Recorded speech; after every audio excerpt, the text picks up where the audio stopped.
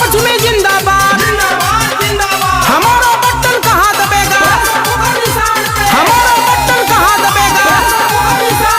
ममता कुमारी जिंदाबाद,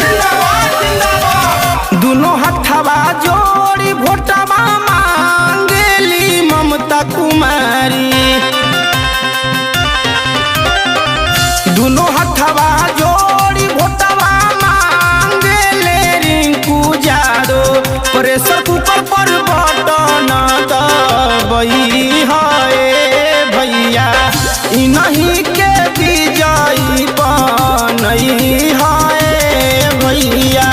ईवीएम में 6 नंबर पर प्रेशर कुकर निशान बाटे, ओही पर करी मतदान भैया। भूलै ह जान प्रेशर कुकर निशान भैया। ममता कुमारी जिंदाबाद, रिंकू यादव जिंदाबाद, बक्सर पश्चिमी जिंदाबाद, हमारा बटन कहाँ दबेगा, हमारा बटन कहाँ दबेगा। ममता कुमारी जिंदाबाद,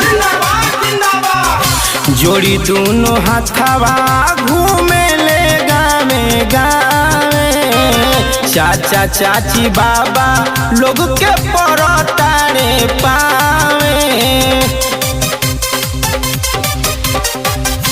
जोड़ी दोनों हाथवा घूमे ले गावे गावे, चाचा चाची बाबा लोग के परतारे पावे।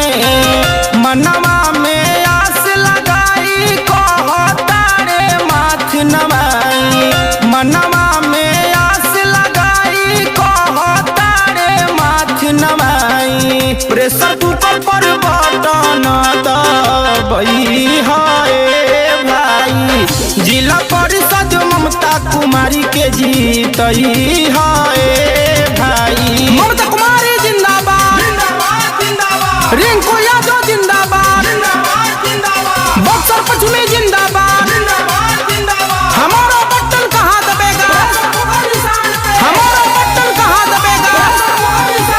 ममता कुमारी जिंदाबाद,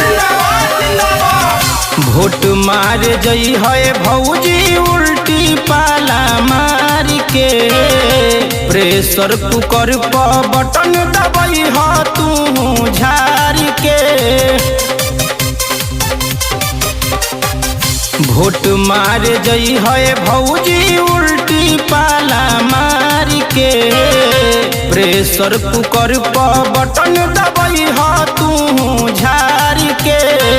ढेर भइल देर अब की फेर दी नजरिया जी, ढेर भइल देर अब की फेर दी नजरिया जी। प्रेशर कुकर पर बटन दबई है भैया, इन्हीं के